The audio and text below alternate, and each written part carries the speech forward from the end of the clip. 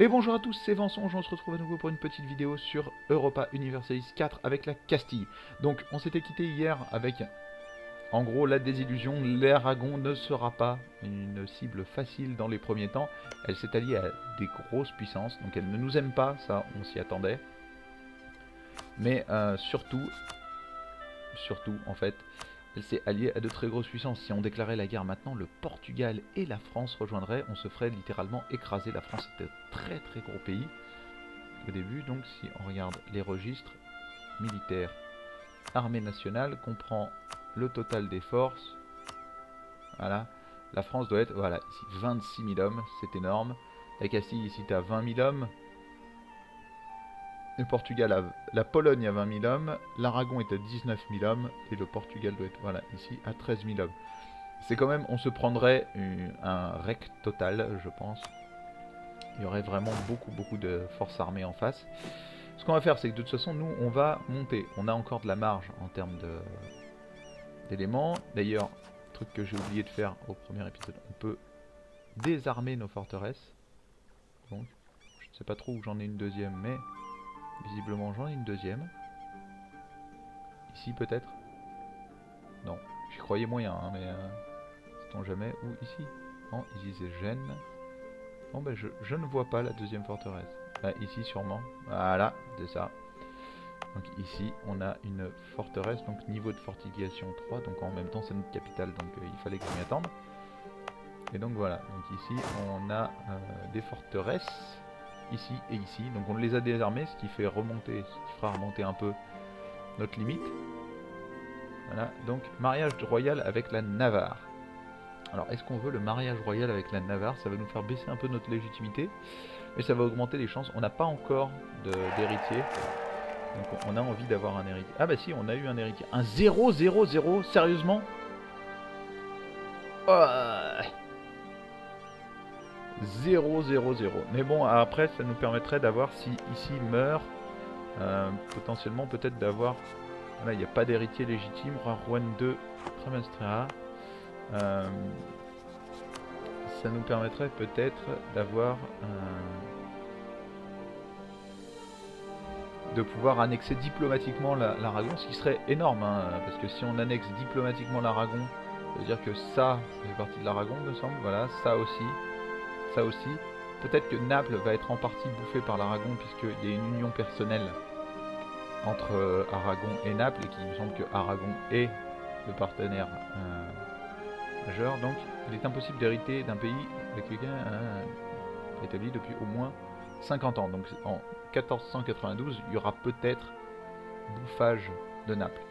Donc on verra, on bouffera peut-être Aragon qu'après 1492, si on a la possibilité de le bouffer diplomatiquement. On avisera.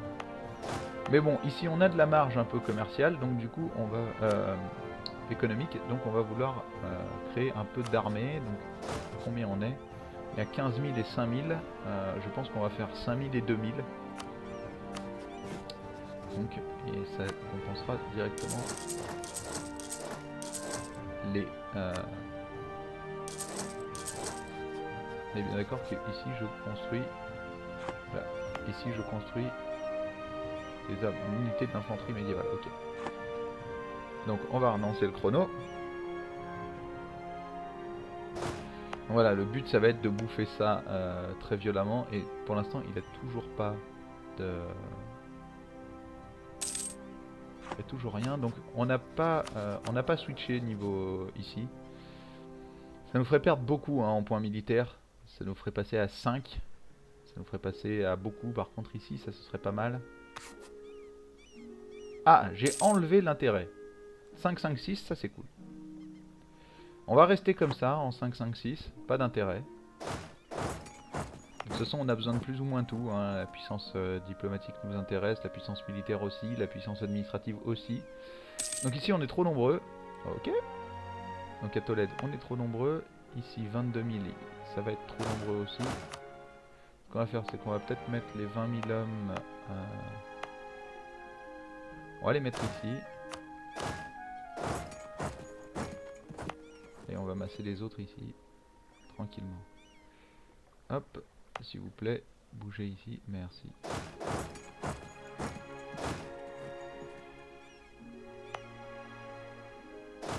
Il nous manque une unité là. Non, non, on a tout.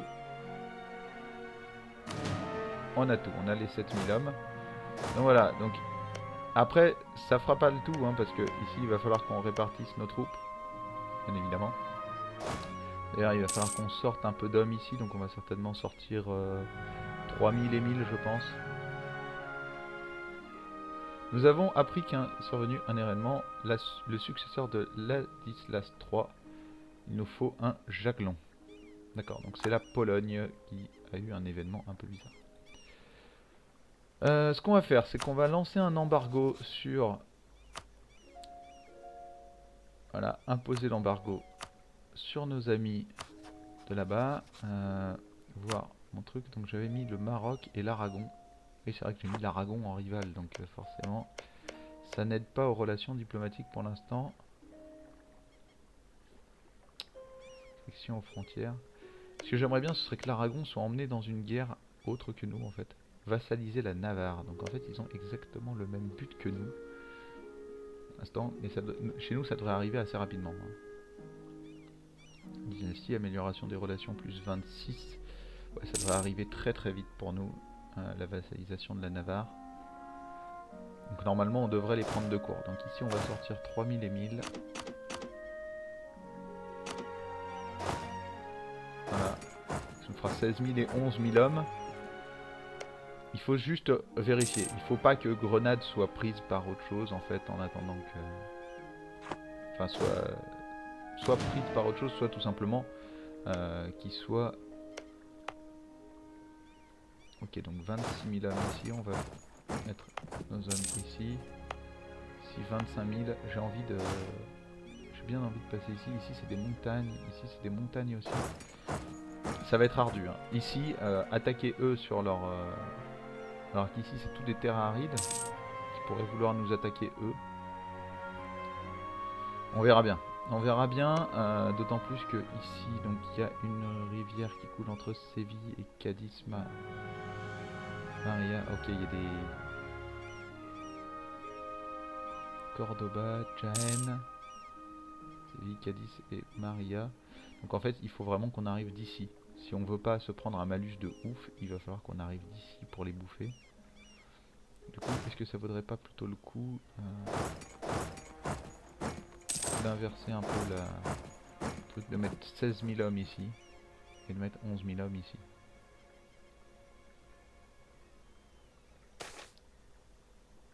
Embauchons cet instructeur. Donc, Maurice d'Orange fut l'un de ceux qui, parmi les premiers, mirent au point de nouvelles façons d'user des armes à feu sur le champ de bataille permettant de les rendre plus efficaces. Ces méthodes nouvelles n'étaient pour autant pas secrètes et de nombreux entrepreneurs militaires les assimilèrent pour, en tant qu'instructeurs militaires, se mettre au service des têtes couronnées d'Europe.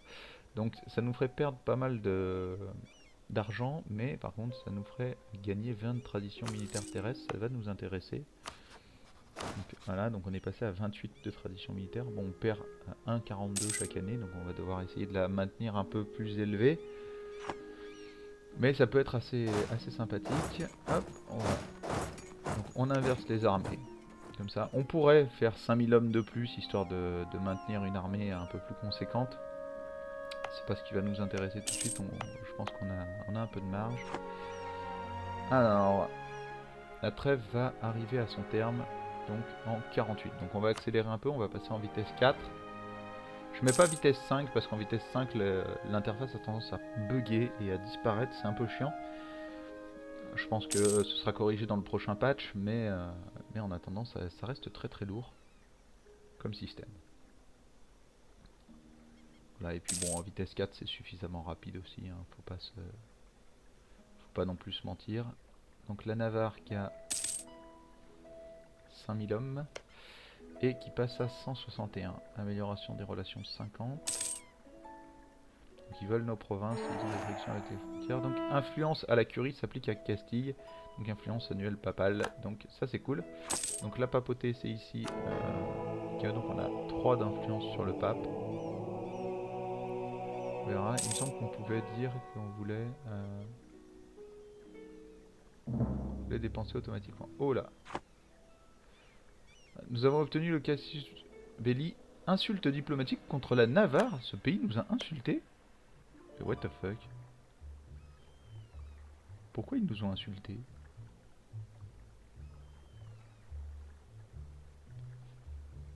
Ils nous ont insultés. Mais on est alliés.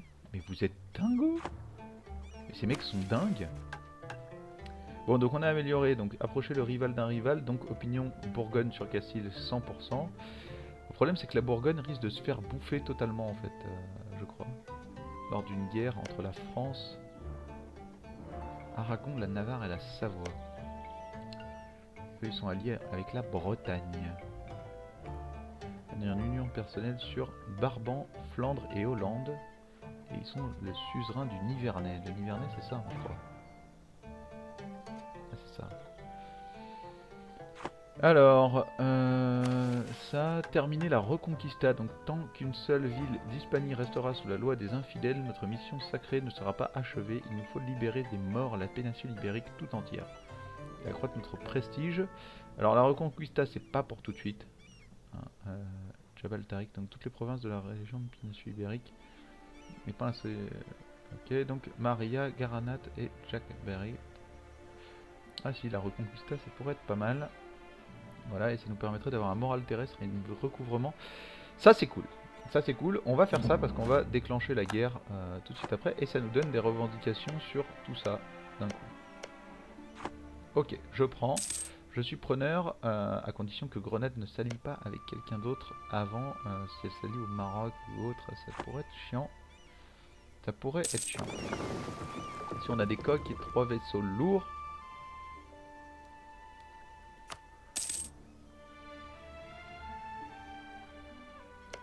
Si je m'amusais à déclencher une guerre ici, qui viendrait? Donc le Portugal ne viendrait pas, mais en face il n'y a personne. Nous avons appris donc la guerre des deux roses. Donc ça c'est tout simplement un événement du Royaume-Uni classique. Il me semble que c'est les Lancaster contre je sais plus qui. Ils se battent et c'est une guerre de succession, hein, tout simplement en Angleterre. Ça survient, il me semble, quand le monarque d'avant, voilà, donc il a choisi les Lancaster, le roi Richard III Lancaster, et ça survient quand le roi d'avant meurt sans héritier, il me semble, quelque chose comme ça. Ils se mettent sur la gueule. Là. Donc, bah là, malheureusement, on va attendre 58, donc l'avantage c'est que la trêve se termine début 58, hein, février 48. J'avance d'une dizaine d'années là. Non, donc ça se finit en février 48, donc il nous reste plus que même pas 6 mois à attendre. Et ensuite on va pouvoir bouffer Grenade, donc il ne s'est toujours allié à personne.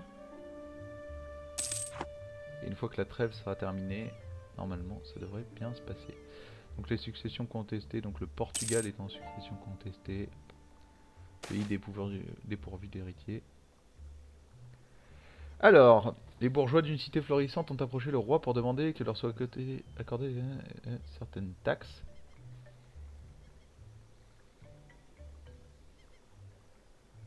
Alors, où est-ce que c'est Austrie? Austrie. C'est ici. Niveau valeur fiscale. Ouais, ça pourrait être pas mal. Ça pourrait être pas mal. Donc on va donner cette ville aux bourgeois. Donc, ça passe l'autonomie à 50%. C'est pas bien grave. Les bourgeois ça peut être intéressant. Donc si on regarde, c'est au niveau des ordres. Donc les bourgeois, quand ils ont 60% de loyauté, ils vont nous donner un coût de développement moins 15% et ils vont continuer de nous donner l'efficacité commerciale. Le faire revenir, donc la fin de la trêve avec Grenade. Donc elle vient de se finir.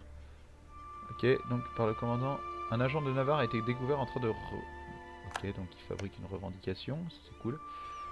Alors ça c'est la loose par contre, parce que même religion, même dynastie, mariage royal, mais ils se sont fait vassaliser par la France. Oh les saligots. Oh les saligots, ils se sont fait vassaliser par la France avant qu'on fasse quoi que ce soit, ça c'est la loose. Donc ici, eux sont toujours ici. La guerre, on aura beau proposer ce qu'on veut, le Portugal ne viendra pas. Le Maroc, si on propose des trucs, donc... Ils veulent quoi? Nous devons dépenser des points de faveur pour les convaincre d'intervenir.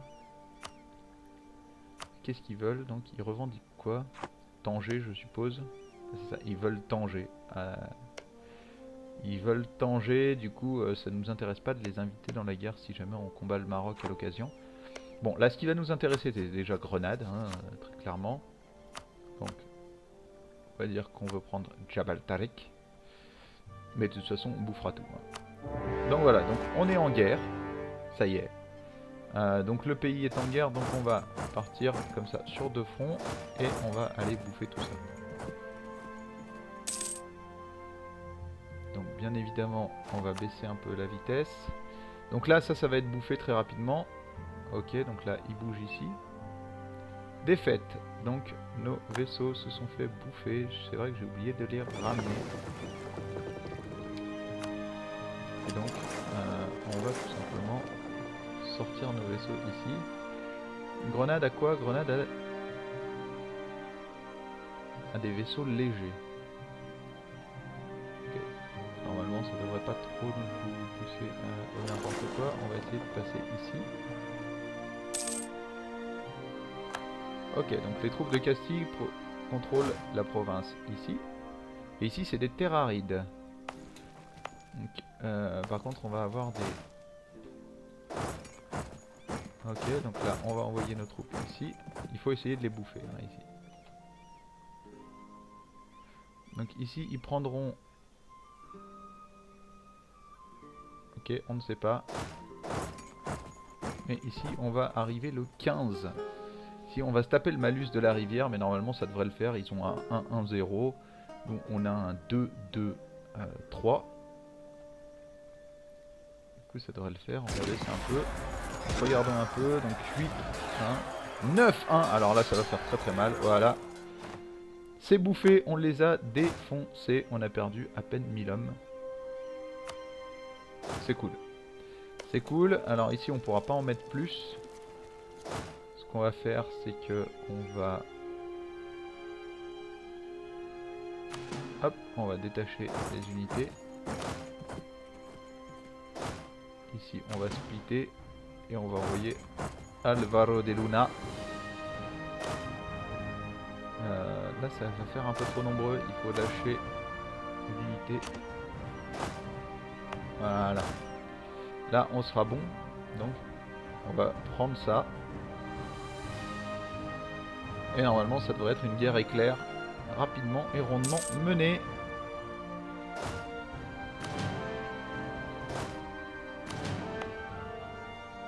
Voilà, donc là, bon, il ne reste plus grand chose à faire hein, ici. Donc, les bateaux de grenade sont maintenus en respect ici. Pour y aller, hein, c'est de la mer, c'est de la haute mer, je pense qu'on pourrait les prendre. Alors, tension entre la noblesse et le clergé. Dans la société féodale, 2 des 3 ordres détiennent l'essentiel du pouvoir, la noblesse et le clergé. Or, depuis quelque temps maintenant, un baron et le monastère situé sur son fief se disputent la propriété d'une belle pièce de terre. La cour en est depuis lors remplie de personnages qui ne cessent de parler de droits divins, les nobles qui ne cessent de rabâcher qu'ils disposent du droit divin à gouverner le pays, et le clergé qui met en avant sa position de représentant de Dieu sur terre. Et la situation ne fait qu'empirer. Les barons en question montent les autres nobles contre le clergé, mettant en doute son droit de posséder le moindre bien ici-bas, alors que le prieur du monastère a rallié l'archevêque à sa cause, qui à son tour menace d'un référé à Rome si nous osions soutenir la noblesse dans cette affaire. Bon, maintenant que doit-on faire? On n'est pas dans la merde, mais donc en gros, il n'y a pas de réelle solution ici. On a soit des états pontificaux qui nous détestent d'un coup, et le clerc qui perd, soit soulèvement de 13 régiments de nobles à Biscaye. Autant dire que c'est un peu la merde. Biscaye, c'est où? Alors on peut essayer de la faire à l'envers, parce qu'ici c'est quoi comme terrain? C'est prairie.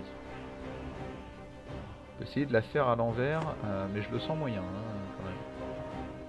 Parce que ce que je dis c'est, on peut essayer de mettre 26 régiments ici, et de les style wipe direct.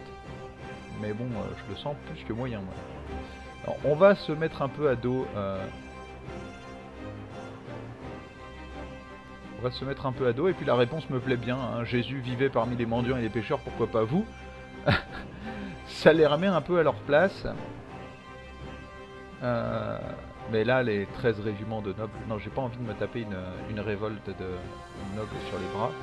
Ça ne m'intéresse pas. Alors, bon, c'est pas grave. Donc, on va perdre. On a perdu. Voilà. Donc, ils ont provoqué la colère du pape. Donc, moins 100. Donc, on est juste repassé à plus 25. Ils nous détestent pas non plus. Hein. Oula. Sauvegarde automatique.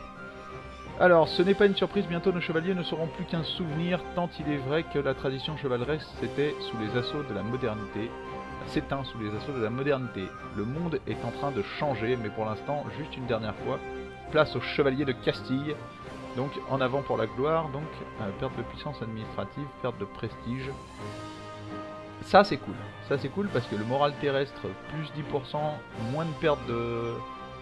Ouais, pendant 20 ans, c'est cool quand même. C'est cool, on va le faire, donc on va perdre 30 points de puissance administrative. C'est pas forcément ce qu'on voulait. Jeanne a déclaré la guerre à son ennemi Grenade. Ouais, bah, vous arrivez un peu tard les mecs. Grenade c'est fini. Hein. Grenade c'est fini, il n'y a plus rien. Là vous pouvez attendre un bon petit moment. Donc là on met un blocus. Donc c'est pas mal. Bon, il y a le malus, donc... ça risque d'être problématique hein, quand même. Pénurie de vivres. Ça reste... Donc on a toujours 0% de chance de prendre la ville. On est même à moins 14% de chance pour l'instant.